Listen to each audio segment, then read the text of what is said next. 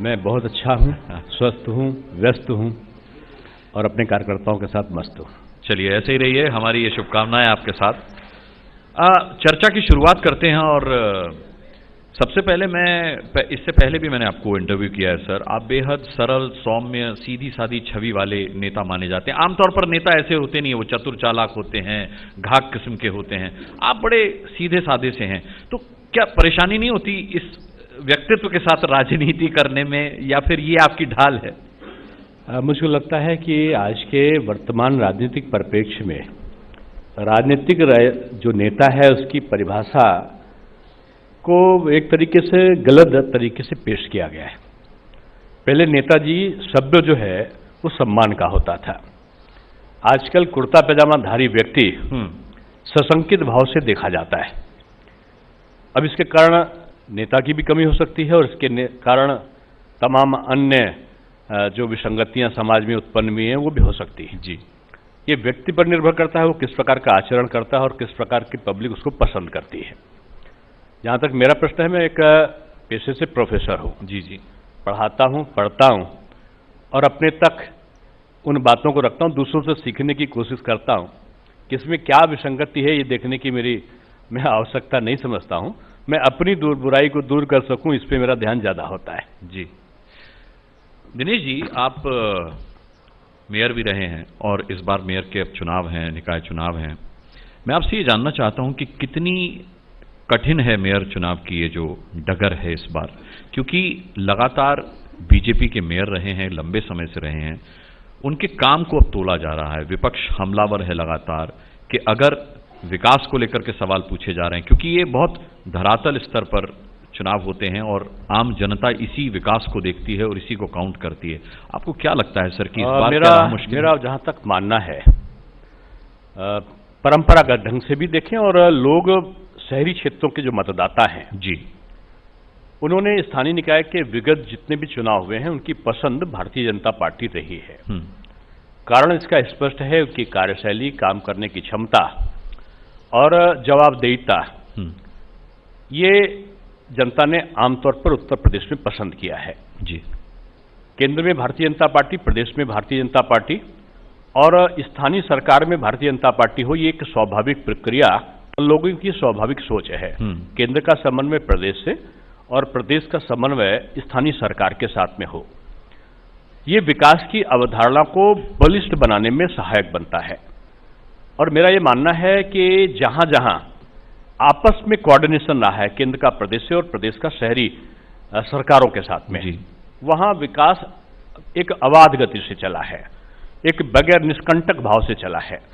और उसमें जो केंद्र की योजनाएं होती हैं और प्रदेश की योजनाएं होती हैं, उनको कार्य करने की जो कार्य क्षमता है, उसमें स्थानीय सरकार अगर उसी दल की होती तो उसमें बल मिलता है। जहां तक आपने पिछली जवाबदेहिता की बात करा है, मैं स्वयं 11 वर्षों के आसपास का कार्यकाल महापौर का मेरा रहा है। 2 बार मेयर रहे हैं आप? 2 बार मैं रहा, और ये ईश्वर की अनुकंपा थी कि Limca book of the record में जीत का एक रिकॉर्ड भी आया और बगैर किसी होल्डिंग बैनर के वो चुनाव हुआ था मेरा जी, और बगैर किसी सभा के। लेकिन उसके बाद की जो मोस्ट ऑनरेबल मेयर का भी ये इत्तेफाक ही हो सकता है कि मुझे वर्ल्ड मेयर कॉन्फ्रेंस में ओहदा मिला। लेकिन इसका मतलब ये सीधा नहीं है कि व्यक्ति ने सब काम अपने बल पर किए हों। जो बोल्ड होता है कारपोरेशन का, जो जीते हुए पार्षद होते हैं, उनके आपस का कोऑर्डिनेशन और सरकार के साथ समन्वय जी, ये बहुत जरूरी होते हैं। प्रदेश सरकार का अगर सामंजस्य नहीं है तो आपके काम करने की जो गति है वो धीमी हो जाती है। ये विसंगतियां मेरे साथ में भी आई थी, लेकिन मेरा सौभाग्य था कि कई संकटों को हमने अपने सदन के माध्यम से, चाहे जिस दल के लोग रहे हों, उन्होंने मेरे कामों पे, मैं बहुत ज़्यादा विरोधाभासी वाले काम पे मैं विश्वास नहीं करता था। और मैंने एक बात कही थी कि चुनाव तक दलों का दलदल होना चाहिए, अपने दल की जय हो। चुनाव के बाद एक ही दल हो जिसका नाम विकास दल हो, और विकास के आधार पर सारे दल एक एजेंडा तय करके उस विकास के कार्य को अपना समर्थन व्यक्त करें। लेकिन सर, मैं आपको बीच में रोककर ये जरूर कहना चाहूंगा कि विपक्षी ये कहते हैं कि जरा एक काम तो गिनाइए विकास का, क्या किया है योगी आदित्यनाथ सरकार ने। मैं प्रदेश सरकार की अगर आप बात कर रहे हों, सरकार में आते जो जर्जर आर्थिक व्यवस्था थी, उत्तर प्रदेश में महंगाई की दर उत्तर प्रदेश की अगर इंडिविजुअल देखिए एकदम बढ़ रही थी। मैं कॉमर्स का विद्यार्थी और प्रोफेसर रहा हूं। आपके पास आमदनी नहीं है, खर्चा और शिलान्यास इतने ज्यादा हैं जिनकी ना तो आपने बजट में प्रावधान कर रखा है, ना ही आपके पास में वो 5 साल 10 साल तक वो पैसे आने हैं। अनियोजित जो बजट की प्रक्रिया होती है वो जो आपकी आर्थिक व्यवस्था है उसमें विसंगति पैदा करती है। ट्रेड बैलेंस जो है वो फेवर में नहीं जाके वो उल्टा हो जाता है। और उत्तर प्रदेश की यही व्यवस्था थी। रुपया हमारे पास में 4 आना और हमने 2 रुपए का उसमें प्रोजेक्ट में हमने शिलान्यास कर दिया। ये जो एक असमानता थी, कार्यों के प्रति कोई भाव नहीं था, जहां हुआ वहीं पर शिलान्यास हो गया, वहीं पर योजना हो गया। जब तक हम किसी चीज को करने के लिए बजट में प्रावधान नहीं करेंगे, उसको हम पैसा कहां से आ गया, कैसे लगेगा, किन योजना में लगेगा, इसका नियोजन नहीं करेंगे। हम लोग सरकार में आते ही हम लोगों ने रात को 12-12 बजे तक अब तक क्या हुआ, अब क्या हो रहा है और आने वाले समय में साल में 2 साल में क्या होना है, हर विभाग की मॉनिटरिंग करिए। हम लोग 6 बजे से बैठते थे, दिन भर काम करते तो रात को 12-1 बजे तक का सारे अधिकारियों के साथ में बैठ के हम लोगों ने एक कार्यशैली को तय किया। उत्तर प्रदेश का एक समग्र विकास कैसे हो, ये मेरा सौभाग्य था कि मुझे आर्थिक समिति का भी जो किसानों को ऋण दे क्षमता जो ऋण पत्र बांटे गए उसका भी मुझे 40 पैसे का मुआवजा दिया सर आपने, नहीं देखिए, मैं समझता हूं ये बात वो लोग करते हैं जिन्होंने नहीं सर्टिफिकेट दिखाएं किसानों ने अपने, बात इसमें लोगों की बात करने वाली बात मेरा अगर आप दिनेश जी ये गलत बात कह रहा हूं क्या? आप गलत बात कह रहे हैं। नहीं, मेरी सही बात अगर आप सही बात सुनेंगे, 80 लाख किसानों की कर्जमाफी की बात की, मुझे लगता है आपने प्रश्न किया है, अगर मुझे उत्तर का समय देंगे बिल्कुल पूरा दूंगा। तो ये जो प्रक्रिया होती है, आप कहीं भी क्रेडिट और डेबिट का जो करना होता है बैंक के खातों में, 1 पैसे का भी अगर क्रेडिट होगा तो उसको डेबिट करना पड़ेगा। तो ये 86 लाख किसानों को दिया गया था जिनके 1 लाख रुपए तक बकाया था, यानी 1 पैसे से 1 लाख रुपए तक जिनके भी थे उनको ऋण मोचन कार्यक्रम के तहत एक जिले में उनके आधार से लिंक करके सीधे उनके खातों में पैसा दिया गया। यानी 1 पैसा था तो भी दिया, 1 लाख था तो भी दिया। ये अकाउंटेंसी की एक अहर्ता है, अनिवार्यता है। और ये जो प्रश्न वो लोग करते हैं जिनको अकाउंटिंग सिस्टम को नहीं पता है। ये प्रश्न किसान कर रहा है सर, और वाकई हो सकता है उसे अकाउंटिंग सिस्टम न पता हो। अगर एक किसान सुनिए एबीपी न्यूज पर ये भी अपना दुखड़ा रो रहा था कि 40 पैसे का मुआवजा लेने के लिए उसको 150 रुपए खर्च करके जाना पड़ा। मैं समझता हूं कि आपने उस प्रकार का न्यूज लिया होगा, मैं आपकी न्यूज पे चैलेंज नहीं कर रहा हूं, लेकिन मैं बता रहा हूं कि अगर आप किसी का भी ऋण बैंक में माफ करेंगे तो 1 रुपए होगा तो उसको भी माफ करना पड़ेगा। ये बैंक की अनिवार्यता है और ये अर्थ नियमों के अंतर्गत आता है। ये वित्त विभाग के दिए गए दिशा निर्देश जो भारत की गाइडलाइन है। लेकिन जिसे 40 पैसा मुआवजा मिला उसको जाने की जरूरत नहीं थी, उसके बैंक अकाउंट में सीधे आ गया था। और पत्र इसलिए दिए गए, ये रिकॉर्डेड होता है। पत्र को देने का मतलब होता है कि पत्र हमने आपको ऋण से मुक्त किया, वो सर्टिफिकेट होता है। वो 40 पैसे का भी हो सकता है, 40,000 का भी हो सकता है और 99,999 का भी हो सकता है। ये एक हमारा प्रोफार्मा है, ये हमें काम करने की जो बाध्यता है जिसके अंतर्गत हमको काम करना है। हम वो वाले तो है नहीं जो विधि सम्मत काम ना करें। बीजेपी की सरकार पारदर्शी सरकार है। हम एक पैसे का हिसाब रखते हैं और देते हैं और उसको रिकॉर्ड करते हैं। जिस किसान को कम है उसको आने की जरूरत नहीं है, सब किसानों को आने की जरूरत नहीं थी, उनके खाते में डेबिट और क्रेडिट हो गया। अब किसी में 40 रुपए अगर डेबिट क्रेडिट हुआ तो उसको इसलिए प्रचार करने की जरूरत नहीं है क्योंकि उसको फिर वहां जबरदस्ती नहीं बुलाया गया, सर्टिफिकेट दे दिया गया। नहीं, सर्टिफिकेट तो इशू करेंगे, ये अकाउंटिंग की बाध्यता है। ऑडिटिंग का पहला मोटिव है। आप किसी चार्टर्ड अकाउंटेंट से पूछेंगे, किसी अकाउंट के एक्सपर्ट से पूछेंगे, 1 पैसे का भी जो बकाया होता है उसका डेबिट और क्रेडिट दोनों होना, ये बैंकिंग सिस्टम का और अकाउंटिंग सिस्टम की अनिवार्य आवश्यकता है। और उस अनिवार्य आवश्यकता की संपूर्ति में कहीं इस प्रकार का हुआ है तो इसका मतलब नहीं है कि हमने 40 रुपए उनके माफ किए, ये हमारी हुआ है। हमने जो 1-1 लाख 2-2 लाख 36 लाख किसानों के माफ किए, इसमें तो लोगों को सर माथे पर रख के हमारी उस संकल्प के लिए साधुवाद देना चाहिए कि हमने आते ही पहला कोई दूसरा काम नहीं किया।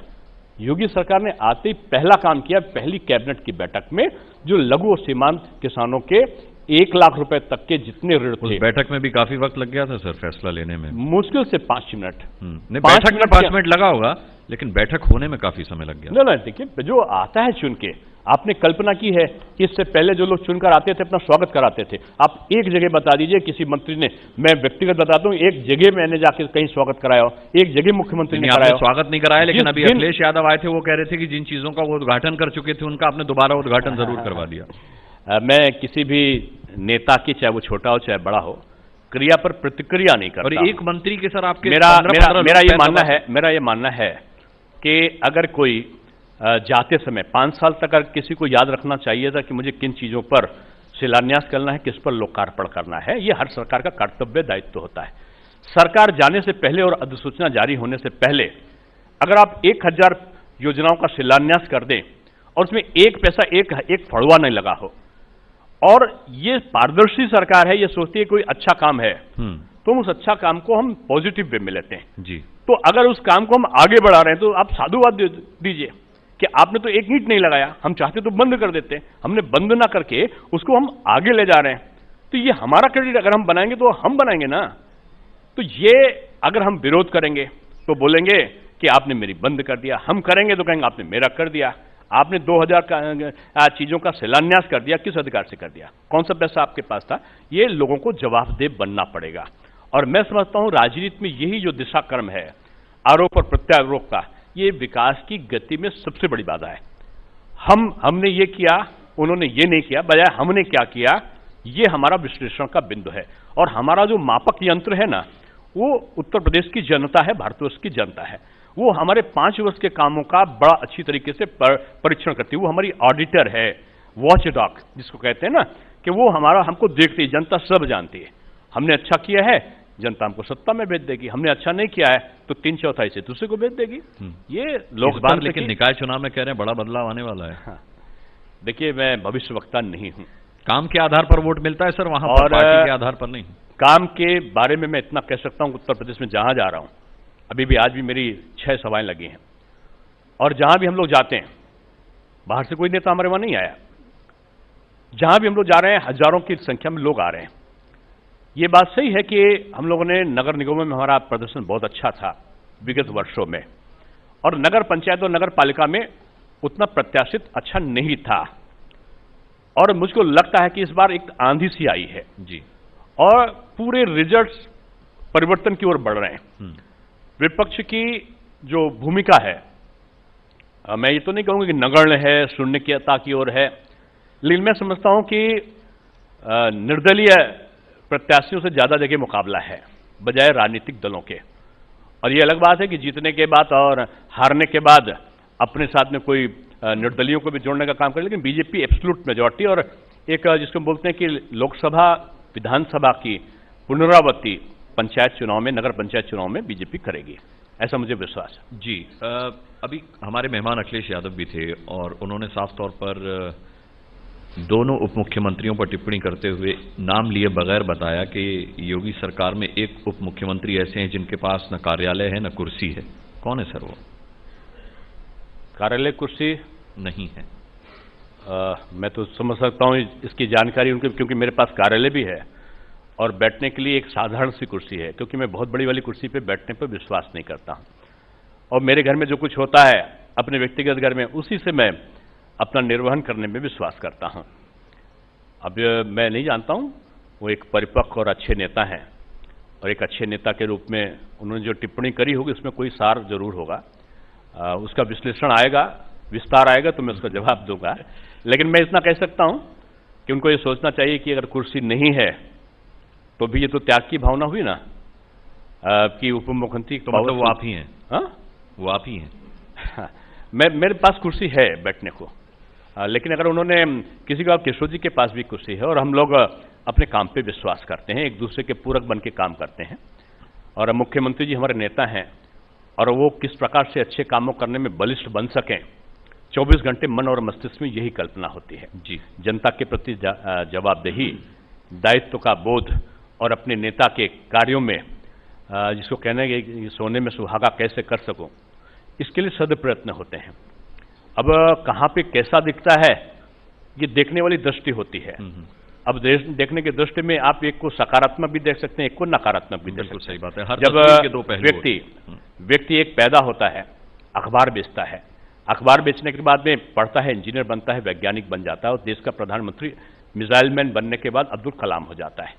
एक वही व्यक्ति पढ़ता है, वही पढ़ने के बाद में इंजीनियर बनता है और कश्मीर घाटी का आतंकवादी बुरहानवादी बन जाता है। पढ़े लिखे दोनों हैं, दोनों ने खूब अपने में एक्सपर्ट अपने सब्जेक्ट में पाया है, लेकिन एक की सकारात्मक दृष्टि है, एक की नकारात्मक दृष्टि है। लंबी उड़ान उड़ता है, आप देखो कि जो एक पक्षी है वो पक्षी एक गुंबद पे बैठता है, नीलकंठ है या इस प्रकार का है, और एक बाज है वो उसकी जो गिद्ध है उसकी दृष्टि मरे हुए पशुओं पर नीचे होती है, दोनों ऊंची उड़ान होते हैं। हम अपनी दृष्टि कैसे रखते हैं ये महत्वपूर्ण है जी। किसके बारे में हम क्या सोचते हैं ये ज्यादा महत्वपूर्ण। बहुत अच्छा उदाहरण भी दिया आपने दिनेश जी इसको लेकर के। मैं आपसे ये पूछना चाहूंगा कि योगी आदित्यनाथ जी से जब मैंने उनसे सवाल पूछा कि भाई 2 उप मुख्यमंत्रियों की जरूरत आपको क्यों पड़ी, तो उन्होंने कहा कि ये सरकार का सहयोगात्मक रवैया है, लेकिन अखिलेश यादव में तो 3.5 मुख्यमंत्री काम किया करते थे। उन्होंने कहा जब अखिलेश जी से इस पर सवाल पूछा गया तो उन्होंने आपके 6 मुख्यमंत्री गिना दिए। उन्होंने कहा कि 2 उप मुख्यमंत्री अलग हैं, दिल्ली में घूमने वाले दिल्ली से आदेश देने वाले मुख्यमंत्री अलग हैं, यहाँ लखनऊ का दौरा करने वाले अलग हैं, 2 बोलने वाले मंत्री हैं। कौन कौन है सर, वो किस तरफ इशारा था उनका? मैं समझता हूँ हर सरकार की अपनी कार्यशैली होती है, और मैं जहां तक 2 उप मुख्यमंत्री की बात है, तमाम जगह पे उप मुख्यमंत्री हैं, अच्छी तरह काम कर रहे हैं। स्वयं आदरणीय नेताजी जब थे, उनके आदर्श आदरणीय चरण सिंह जी थे, उनके साथ में उप मुख्यमंत्री थे, रामनरेश यादव जी के साथ में भी उप मुख्यमंत्री थे, और आज गुजरात से लेकर बिहार तक में उप मुख्यमंत्री हैं, कश्मीर तक में उप मुख्यमंत्री हैं। उप मुख्यमंत्री की परंपरा एक सहयोगात्मक रही है। हाँ, लेकिन और मैं ये कह सकता हूं आदित्य योगी नाथ जी ऐसे शौर्यवान और धैर्यवान एक पारदर्शी मुख्यमंत्री की 2 भुजाएं हैं। एक भुजा का नाम है केशव प्रसाद मौर्य और दूसरी भुजा का नाम जो बाईं है उसका नाम है दिनेश शर्मा। तो इसमें प्रतिद्वंद्विता का भाव नहीं है, इसमें हम सब एक दूसरे के हैं। बीजेपी की जो कार्य संस्कृति है वो परिवार की है, और जो विपक्ष की कार्य संस्कृति है वो बाजार की है। बाजार में सब कुछ बिकाऊ होता है और प्रोफेशनल होता है, परिवार में सब एक दूसरे के लिए होते हैं। तो ये हम परिवार की पार्टियां परिवार का ख्याल रखती हैं तो आप कहते हैं परिवारवाद है उनकी राजनीति। ना, परिवार का मतलब होता है परिवार की अवधारणा। अब परिवार का मतलब नहीं है कि इटावा में कोई बच्चा पैदा होगा तो लोग ये बोलेंगे कि तो ये ब्लॉक प्रमुख पैदा हो गया, ये प्रधान पैदा हो गया, ये मंत्री पैदा हो गया। कोई दिल्ली के एक राजघराने में जो विरासत में मिला वो 1998 से 1 तक एक पार्टी में एक हमारे वहां मैं देख रहा था कि मेरे वहां 9 अध्यक्ष बदले, कुशवाहा ठाकरे जी से लेकर अडवाणी जी से लेकर और आज अमित शाह जी तक का 9 बदले 1998 से। एक पार्टी में अगर नाम लो आप तो एक ही नाम सोनिया गांधी, सोनिया गांधी, सोनिया गांधी, सोनिया गांधी, सोनिया गांधी, सोनिया गांधी 10 बार। ये अंतर भारतीय जनता पार्टी और दूसरे विपक्षी दलों की मूल कार्यशैली और कार्य संस्कृति में है, जिसके लिए बीजेपी को मोदी जी का ही नाम चलता है, उन्हीं की लहर आप हर बार ट्राई करते हैं। देखिए, बीजेपी में नेता एक होता है, लेकिन वो नेता भी कार्यकर्ता होता है, और कार्यकर्ता के आधार पर जो नीति रीति सिद्धांत बनते हैं उसके आधार पर उसको अपनी कार्यशैली को करना होता है। मोदी जी भी बोलते हैं जब, तो कहते हैं सबका साथ सबका विकास। कहां से आया? ये दीनदयाल जी के एकात्म मानववाद से आया कि कुएं में गिरे हुए व्यक्ति को ऊपर उठाओ, ऊपर वाला नीचे झुके, नीचे वाला ऊपर आए, दोनों के हाथ मिले, बराबर से खड़े हों। यानी दोनों जब तक साथ नहीं होंगे, नीचे वाला और ऊपर वाले में जब तक सामंजस्यता नहीं होगी तब तक विकास नहीं होगा। तो यही मोदी जी बोलते हैं, सबका साथ सबका विकास। 125 करोड़ हिंदुस्तानियों के लिए काम करेंगे, मोदी जी बोलते हैं, और 22 करोड़ उत्तर प्रदेश वासियों के साथ काम करेंगे, योगी जी बोलते हैं। तो हम दोनों की जो समानताएं हैं वो संगठन आधारित हैं, परिवार आधारित नहीं है कि परिवार में हमको अध्यक्ष कहां से खोजना है, अध्यक्ष उनको खोजना है जो आजकल बोलते हैं कि अच्छे दिन आ गए, अच्छे दिन आ गए, कहां से लाए बीजेपी, अच्छा दिन कहां से लाए। मैं कहता हूं कि दोनों में कितना अंतर और समानता है। एक समय था वो जो चैलेंज करते थे लोग, अयोध्या में पतंगा पर नहीं मार सकता, अगर जरूरत पड़ती तो 2-4 कार सेवक नहीं, 1000 कार सेवकों पर गोली चलानी पड़ती तो हम चढ़ाते, राम मंदिर नहीं बनने देते। इस प्रकार की उद्घोषणा करने वाले शासन सत्ता पर पूर्व मुख्यमंत्री विराजित थे। उनको गए हुए बहुत समय हो गया, मैं उनकी के बाद से आप उनकी विरासत में मैं बोल रहा हूं, मंदिर आप भी नहीं और मंदिर जाने से कतराने वाले लोग जूता पहन पहन के आज गुजरात के मंदिरों में बाएं हाथ से दाएं हाथ से उल्टा से भी सीधे से भी आरती कर करके बाहर निकलकर बोलते मैं शिव भक्त हूं। कुछ लोग जो राम जी की मूर्ति, जो कुछ लोग तो प्रशंसा करनी चाहिए, मैं वही प्रशंसा कर रहा हूं, प्रशंसा कर रहा हूं कि कुछ लोग जो मंदिर जाने से कतराते थे वो शिव भक्त हो गए। गुजरात में जाकर। कुछ लोग जो मूर्ति से घृणा करते थे राम जी की, या राम जी के ही अवतार हैं कृष्ण जी, वो कृष्ण जी की मूर्ति लगा रहे हैं, एक कृष्ण भक्त बन गए, एक शिव भक्त बन गए। अरे ये उत्तर प्रदेश, सवाल पूछा गया, मैं यही कह रहा हूं, मैं यही कह रहा हूं कि भारतवर्ष की लोकतांत्रिक जनता की शक्ति देखिए, कि उस शक्ति को जिसको चुनौती दी थी राजनीतिक दलों ने, भारतीय जनता पार्टी ने जिसका जागरण किया, ये आज भारत की लोकतांत्रिक परंपराओं की सबसे बड़ी शक्ति है कि उन्होंने भगवान की याद दिला दी। कम से कम किसी को राम भक्त, किसी को कृष्ण भक्त बना दिया, किसी को ये आज शिव भक्त बना दिया। ये उनका चुनाव के समय मंदिर नहीं बनवा पाए। मैं वही बोल रहा हूं कि चुनाव के समय इस प्रकार की भक्ति भावना ये उनका कर्म है। बीजेपी हमेशा वो काम करती है, बीजेपी का राम जी का नाम हमने कभी नहीं छोड़ा, ये हमारा धर्म है, क्योंकि हम राम मतलब सत्य, सत्य पर आधारित प्रक्रिया को संपादित करना, यानी राम राज्य की स्थापना। और राम राज्य की स्थापना ये सदकर्मों के साथ में पारदर्शी व्यवस्था और जीरो टॉलरेंस भ्रष्टाचार पे वो करके हम लाना चाहते हैं। तो लोग बोलते हैं कि तो सांप्रदायिक है, आप करें तो आप धर्मनिरपेक्ष हैं, हम करें तो हम सांप्रदायिक हैं। आप शमशान और कब्रिस्तान में बांट दें तब भी आप धर्मनिरपेक्ष हैं। आप लड़की की शादी में हिंदू के लिए अलग व्यवस्था और मुस्लिम के लिए अलग व्यवस्था कर दे तो आप धर्मनिरपेक्ष हैं। शमशान और कब्रिस्तान की हम अगर दिवाली में शमशान के लिए किया क्या सर? हम अगर दिवाली में राम जी की आरती के कार्यक्रम में परंपरागत अयोध्या में उसमें शामिल हो जाएं तो हम सांप्रदायिक हैं। ये जो विघटनवादी शक्तियां इस प्रकार की बातों को करती थी, मैं समझता हूं इन सारे प्रश्नों का जवाब उत्तर प्रदेश की राजनीति में जो लोकसभा चुनाव और विधानसभा चुनाव हुए हैं उसमें मिल गए हैं। राम मंदिर की आप बात कर रहे हैं, बीजेपी ने संकल्प पत्र में लिखा है स्पष्ट रूप में कि या तो सर्वा अनुमति के आधार पर और या कोर्ट के निर्णय के आधार पर। जो हमने संकल्प पत्र में पहले कहा, वर्तमान में कहा, वही आज भी हमारा स्टैंड है और हम अपने स्टैंड पर कायम हैं। चलिए ठीक है। युवाओं की मैं बात करूंगा, खासकर बेरोजगार युवाओं की। आपने रोजगार देने का वादा किया था, रोजगार भी नहीं दिया, बल्कि एंटी रोमियो स्क्वाड का गठन करके आपने उनके लिए मुसीबत और बढ़ा दी, वो निर्दोषों को भी पीटते रहते हैं। देखिए, ये जो लोग प्रचार करते हैं वो अवसाद से ग्रस्त हैं और मैं समझता हूं रोजगार का सृजन जितना इस समय हो रहा है, हमारी जो औद्योगिक नीति बनकर आई है आज भारतवर्ष की सर्वश्रेष्ठ औद्योगिक नीति में। अच्छा दिनेश जी, ये बताइए, जो कुछ गलत होता है आप ये क्यों कहते हैं कि वो राजनीतिक द्वेष से ग्रस्त जब वो लोग जो देश में जिन्होंने 70 साल देश में राज्य किया वो रोजगार के लिए जवाबदेही नहीं है। जो लोग अभी 7 महीने से सत्ता में, 6 महीने से 7 महीने से आए हैं, 7 महीने में सारी बेरोजगारी के दूर करने की कल्पना जो लोग करते हैं, हमने किया है। हमने आईटी सदन की स्थापना प्रारंभ कर दिया, हमने आईटी शहर की स्थापना प्रारंभ कर दिया, हमने गांव में जो हमारा शहरी प्रधानमंत्री शहरी आवास योजना और ग्रामीण योजना है उसको हमने प्रारंभ कर दिया। 11 लाख आवास हम दे रहे हैं। आपने 5 साल में कुल 25,000 26,000 आवास दिए, हमने 7 महीने में दे दिया। आपने तुलना क्यों नहीं किया? हम गांवों को शहरों से सड़कों को जोड़ने का माध्यम कर रहे हैं। हम बुंदेलखंड एक्सप्रेसवे, पूर्वांचल एक्सप्रेसवे बना रहे हैं। हमने इंसेंटिव विभिन्न प्रकार के दिए हैं बुंदेलखंड में भी और हमने पूर्वांचल के लिए जो अविकसित क्षेत्र है उनमें भी। और गारंटी ये रखी है कि रोजगार जो इंडस्ट्री लगाएगा उसको हम बिजली, सड़क, पानी, सुरक्षा, फायर स्टेशन, इंडस्ट्रियल एस्टेट, कर्मचारियों के लिए आवास सब देंगे। लेकिन एक शर्त होगी कि रोजगार वहीं के लोकल लोगों को देंगे। ये हम रोजगार की प्रवृत्ति नहीं कर रहे हैं, इन्हीं सारी चीजों से डर रहे हैं। हमने किसानों के गन्ना का 90% से ऊपर बकाया का भुगतान कर दिया। अभी तक आपने क्यों नहीं किया था? गेहूं क्रय केंद्र 5,000 खोले और 1625 रुपए का हमने समर्थन मूल्य और 10 रुपए ढुलाई के अलग से देके पूरा जो बिचौलिए थे, बिचौलियों का जो वर्चस्व था उसको खत्म कर दिया।